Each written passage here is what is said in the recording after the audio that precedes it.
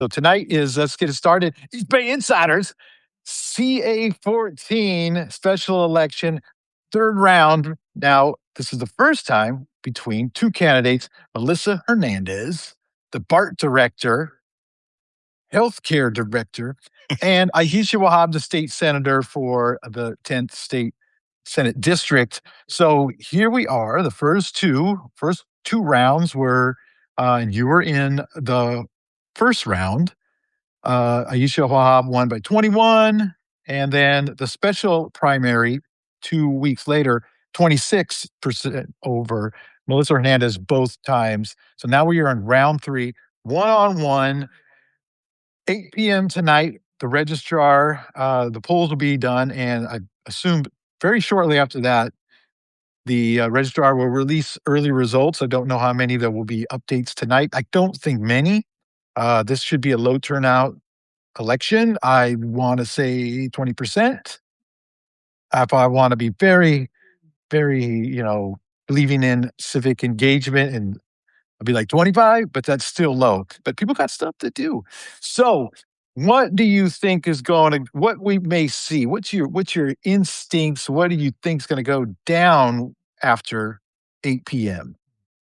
Well, I mean, Melissa Hernandez has a high bar to clear in order to make 50%. Obviously, like you mentioned, coming in down a wide margin.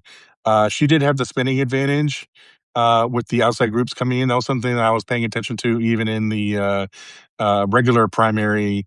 I think it's something on the order of around $6 million at this point. And I think you mentioned in his newsletter today, how much of that is going to drive backlash. There definitely was a lot of online conversation about that, but online to offline is a huge jump, and what Yeah. people talk about online, may not play out that way on the ground. I think back to the Wisconsin governor's primary in for Democrats, where everyone expected Hong to come out ahead, and Crowley pulled it out. But I mean, it's a tall order for Hernandez, and it's a real question of whether outside money, especially APAC money, can essentially buy a seat in Congress. We'll see. I mean, Wahab did not have much to go from the special election primary. She pulled down around 43%. So she only had to consolidate a handful of Democrats, maybe some independent leaning Democrats, in order to pull this thing out. But Hernandez has run a really aggressive, negative campaign over the past month and a half, using that outside money, raising her own money, which is something I think plays a huge difference, and playing that red box game where she's alerting Yeah. all the outside groups how she wants them to go after Wahab. Um, but we shall see. I expect, like you said, no call necessarily to happen today. With mail ballots, given that kind of grace period, it's going to take some time to really kind of figure out where this all ends up. But I think Wahab ends up pulling it out. She obviously is running against a very unpopular kind of DC establishment um, faction that has lined up behind Hernandez in this election. And it should be interesting to see how that plays out locally. Um, you know, within the local circles, labor unions, her own caucus in the state senate, and a handful of local leaders. Aisha Wahab looks like the more connected candidate on the ground, and that might be what ultimately puts her over the top.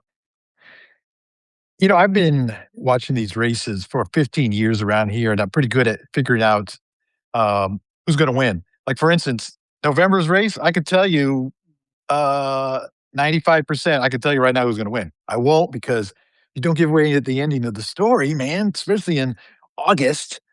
But this one, I've never seen, this race, I've never ever seen, not just a couple dynamics that were odd, but like the whole situation. And let me ask you about this, because one is like, how do you figure out, with this is what I'm saying to myself actually, with probability of what may happen, because we don't have any polling at all whatsoever. Is that one? When do you ever see a race when you've had, first of all, it's odd that we've had 2 races, now we're under 3 in within 3 months, right? But then you got one person has, 20% plus in both those races, and then we go to the 3rd round, and then the person in second has this unbelievable, unprecedented for this area, maybe any place else, amount of money in the APAC money, the IEs, and then on herself, she gets in 1 month almost $1 million to her own campaign when she had only raised the prior what 6 months, almost half that. So how did you know this is so odd, it's hard to figure out what to do and have the other person, the front runner, right? Like, spend anything and be basically, not on TV, almost as like Melissa Hernandez is running against herself to some people that don't know really what's going on, like East Bay insiders, Substack readers. How do you figure out with how what this how's it gonna go down when you get so many weird little factors? Yeah, I mean, this whole campaign going back to when I was still running has kind of befuddled me in terms of just its trajectory. I've like I said, I've worked on campaigns since I was 21 years old. I've worked for everywhere from mayoral level all the way up through presidential. And, credit to you, you were really the only reporter who was really kind of paying attention to the day to day, everything that was happening in the race. A lot of other local media just, did the perfunctory kind of who's running type stories, who raised money type stories, but not really kind of getting into any of the details until really a lot of this APAC money started showing up. And even then, that money's been coming in for a couple of months and they're just now kind of starting to notice. Um, and I think that plays into it. That kind of gives, how do people even come aware of what's going on? I think a lot of it is they see the mailers, they see the TV ads, and it's just a matter of, how impactful is that? I see a lot of comments about mailers and TV ads, and it's just a boondoggle. And I'm always telling people, it's like campaigns wouldn't spend the money on it if it wasn't effective. You're right, right. You can believe that, you know what I mean? So, everyone says they hate negative ads, but it impacts people's opinions. But I think this is a real test to see if outside forces can, like I said, basically buy the seat for Melissa Hernandez, who, in my opinion, running against her, I mean, I was in candidate forums with her. I was not impressed with her ability to answer questions of national policy. And in a moment like this, that I think is really critical to the future of the country, that's a very dangerous person to put in a position of power, especially someone who's going to be beholden to a whole donor class that is committed to continuing this war in Iran, and also a political structure that is locally uh, increasingly under a cloud of corruption. Right. We just had a member of Congress in this district resign as a result of improprieties of their own behavior. So electing someone who is kind of wrapped up in pay to play schemes, within her own kind of political orbit, I think is a dicey thing for the district to have to go through again. So my hope and belief is that Aisha Wahab pulls this out tonight or this week, and whenever the race is ultimately called, and then is able to continue serving beyond November when the general election comes by.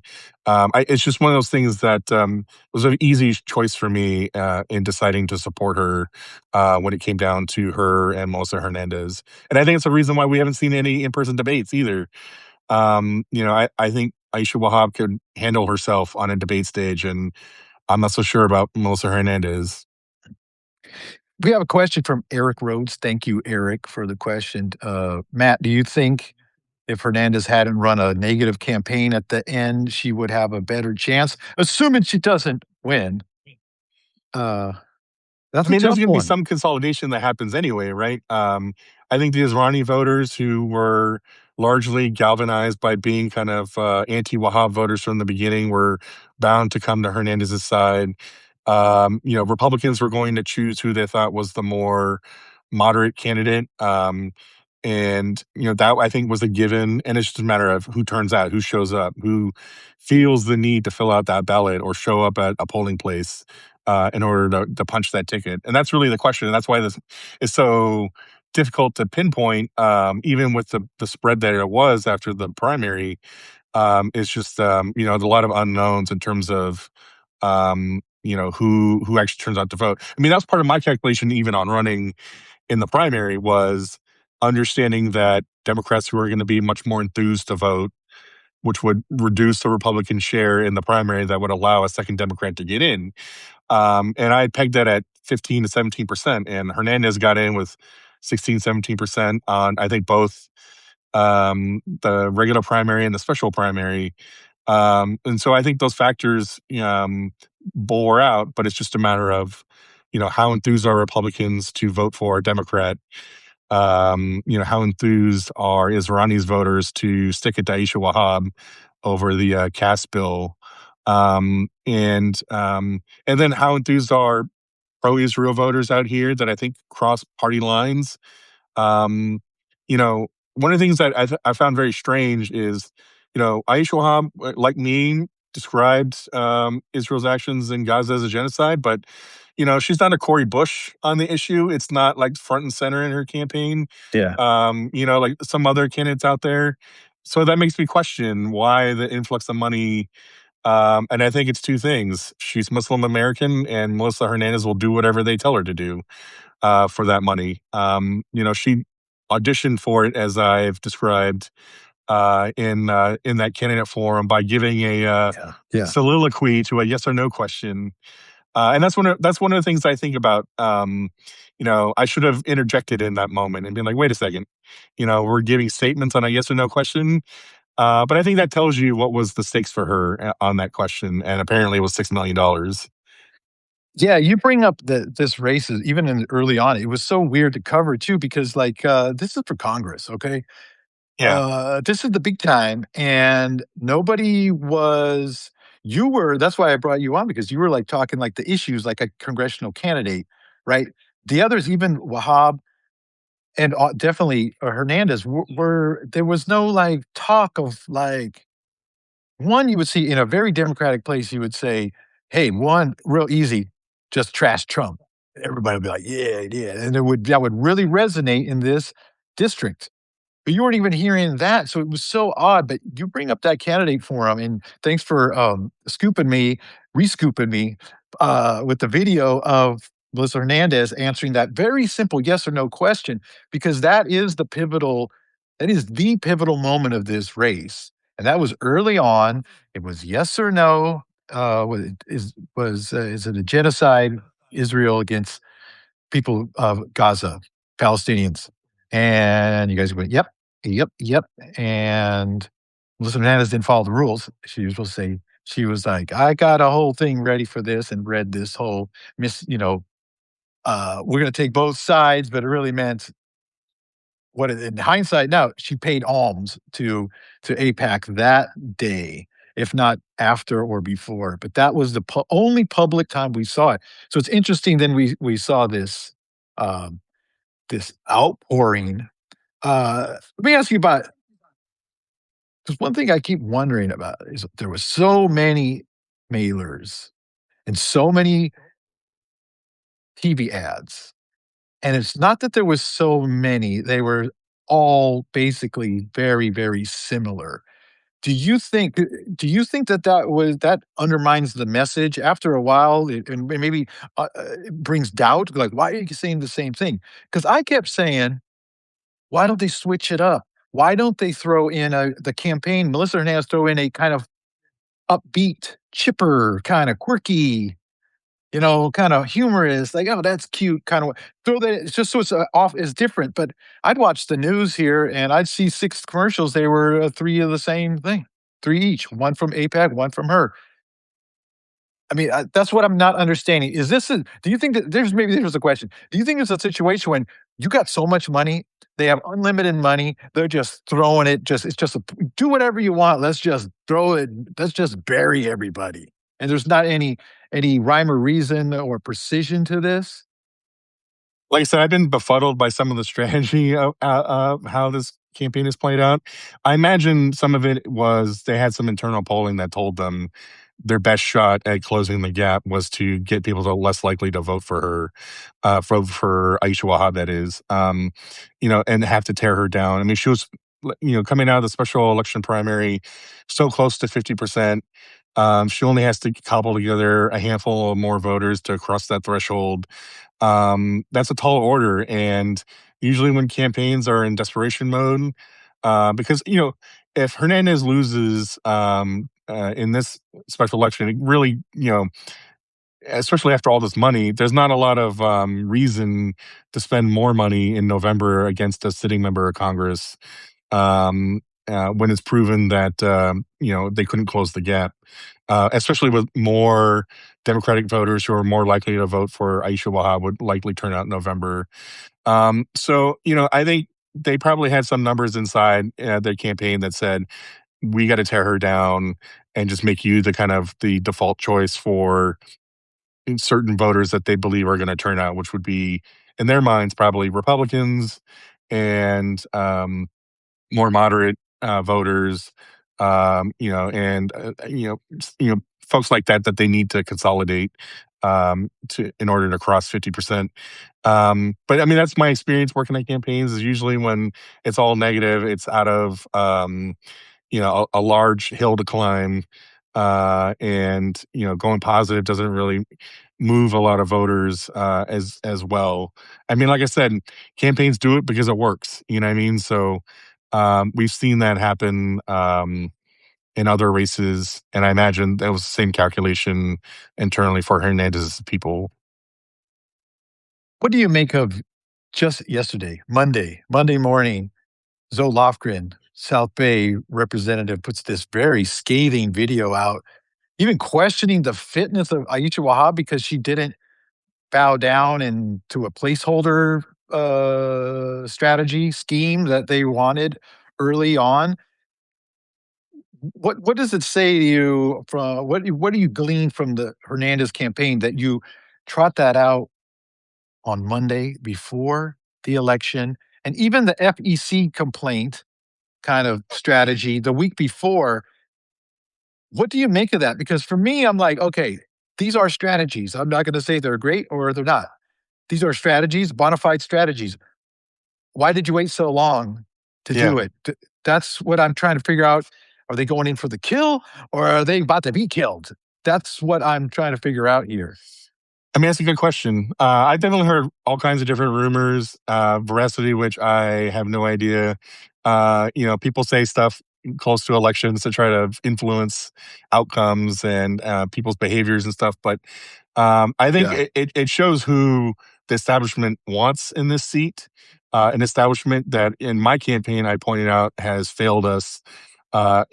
Basically enabled Donald Trump to win the presidency twice, um, and is not Right. steering the direction of the Democratic Party in a way that is successful right now. And that was one of many reasons why I decided to get in the race 6 months ago or 8 months ago now. Um, and I think, for a lot of folks on the ground that I had talked to, even when I was running, that's a very similar sentiment that is out there, both in the western and eastern parts of the district. So that just may play to Wahab's benefit. But the question, like you said about timing, I mean, ballots went out, a while ago for mail ballots, and so that's all. Waiting until the last week, last few days, those are all pocketed ballots that are not going to change. So stuff you do right before election day, that's a strategy of a bygone era when everyone shows up that on election day to vote. So I don't know what the thinking was behind that. Maybe they have numbers that say this will put us over the top, or they have numbers that say we're desperate and we need everything we can. So um, it's a good question, and one that we'll see how it turns out.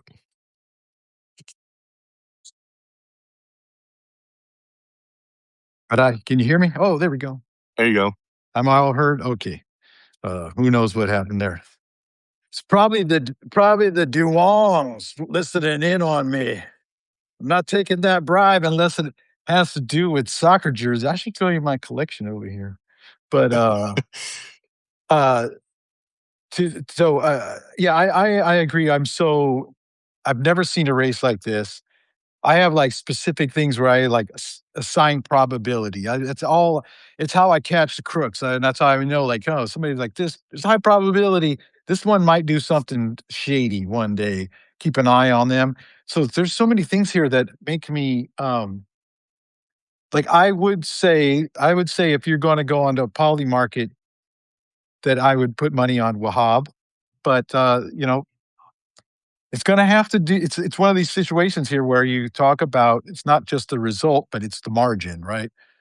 I think, like I wrote, if you get Melissa Hernandez can get within like 53-47, within like 6 or something, 5, even closer, then we still have a game that would tell the donors um, you could still buy here. Do not sell yet. It's still possible.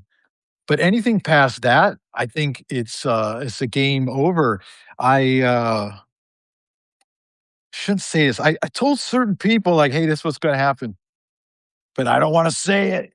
But I'm gonna reference you if I'm right. But, I do think it's gonna be a larger, situation, than than 5. It could be double digits. I'm not sure. It's so weird. It's right. It's all about who's going to vote, right? There are very few Republicans here. Did they get one of the questions I'm thinking is, they tend to also vote early first. So I'm wondering if they all just was like, oh, look at all these commercials and these mailers, fentanyl. What? Aisha Wahab loves fentanyl. Oh man, she sides with human traffickers, like it said, they would be like, "Okay, I'm picking this lady and the other lady, this, Hernandez lady," and they send it in.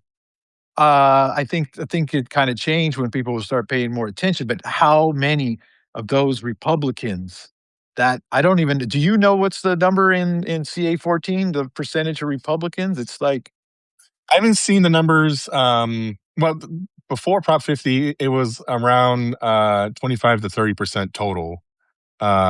In terms of like the breakdown from the data I had seen, which is why my calculation was always you get two Republicans in there, they split that. 15% becomes your threshold to get into the top two. Um, how many of them actually turn out? I think is an open question. Like you said, was the attack barrage enough to get Republicans to mail in the ballots? For some of them, probably. But is the overall political direction, um, for Republicans right now? Are they checked in on a special election like this? Are they kind of demoralized a bit in terms? I mean, Trump right now nationally in a AP poll was at 33%. How good are they feeling right now to be even paying attention to politics? I remember after elections like 2010, 2016. um, you know, there were points where I was just like, all right, let me take a break from this for a little bit. And how many of them are feeling like that right now? Where they're that ballot is still on their kitchen table with a bunch of other mail, including bills and credit card notes and all that kind of stuff that has to get paid. That's a really yeah. good question. And also, the people who were like, "What's this? I did this already. I already voted. I did it twice already. Toss it." I think could be a dynamic. We also gotta remember the turnout's gonna be naturally low because, everybody people are on vacation this month. If they're coming back, they're getting their kids ready to go to school. A lot of things to be doing, especially when they also might think I already weighed in on this. What is this again, right? And then do the same in November, be so much confusion. But yeah, I that's what I wonder. One other thing is it does seem like social media, you don't know, right? But there does seem to be an enormous amount of momentum, excitement for Aisha Wahab when you look on social media, and then also you see over the weekend some of the get out the vote where people like there was a lot of people there, and I always do. I zoom in, and go, who was there? Who's there? Oh, I know that. Oh, look at this one. Oh, now she's on that team now. Oh, really? And then sometimes and then also look like who's there, what type of people. And I have noticed, like, if you zoom in on the group, the one in the park in Kennedy Park for Aisha Wahab, it's like you see young people, you see older people, you see white people, you see older white people, you see older Latinos, Indian, you see women, a lot of women. Uh, so it does make you wonder. And when you on the other hand, you see, I don't know, you don't see much excitement. You see a video at the same day of Melissa Hernandez walking down the street with like, "I'm with my interns. We're going door to door," Yeah, and they're just kinda like, "Huh? What?" And, there were I didn't write about it, but they had early on put out that they were, getting paid. I don't know if you heard about this, they were looking for paid volunteers, and they were paying a lot. I wanna say they were paying like, $30 or something, a certain amount of hours. I mean, you'd get a big check, like 20 hours a week, $30 an hour. I think that's what it was. I was like, "Man." So that's one of those things that you put in the pot to try to figure out what's up. You go, "Well, she's gotta pay for people. Is this really are people really excited about this?" And I'll yeah, just end on this one note. I agree with you that Melissa Hernandez is incapable of speaking on the issues, and they know that, and that's why they keep her, as I said in the podcast, keep her in the cage. Don't let her out. Do yeah, not let her out. Don't let her talk. It's a good strategy because she doesn't know, and I knew this from the beginning. I know her from before. I know she doesn't. That's not her thing, and she wasn't doing the homework, right? And so, one of the worry or one of the thoughts I've had is with all this money, if she with all this money coming in to help her now, if she could have spoken on her own on for herself, right? Talk to everybody, put herself on TV, be interviewed by everybody, just want to do that. I think I'm telling you, we might see her in Congress if she was able to do that. It was that big of a difference. Because I don't know with yeah. all this money, what you can do if the candidate cannot help themselves is my point that I keep saying. Yeah. When your smiling picture is better than you on camera, that's a problem. People need to be able to hear from you. You need to be able to think, nimbly, and especially now, everything that's going on is just such a critical moment that I think people notice that they pick up on those things. People, voters don't have to be political strategists to kind of pick up on those little things to see whether or not you can do the job. And yeah, and if she could do those things, then and she had pulled it out and won with or without that money, then she would have earned it. But being basically carried and buoyed by money and just putting your photo out there everywhere, I think that's more of an indictment of our elections and campaign system and campaign finance than anything else. Um, and like I had been in candidate forums with her going back to February. The very first one we did was an SCIU candidate forum. And all the way through May, I didn't see any market improvement. I didn't see any. I mean, I'm not one to be like I'm the best candidate either. Like I had to, I'm not a public speaker by nature. I had to learn a lot of things as a candidate myself, but I felt like I had like some growth along the way. Mhm. And I had never been elected to, a mayoral office or leading a major transit system. So I think, those performances really kind of impacted my, ability to see her as a credible congressional member. Certainly as a candidate, we've seen unqualified people get into Congress all the time. It's kind of a tradition in Congress, honestly. But having someone like her in there could have some serious drawbacks at a time like this when we're at war. The economy is in bad shape right now. People are hurting. You need people who are willing to take on fights and be active and be out there about them. And to me, between the two of them, that's Aisha Wahab. Yeah, a good point. Over my 16 years now of covering races here, that is a dynamic of the growth dynamic is something that I've noticed often. And I noticed in 2012, and I'll just do a quick story.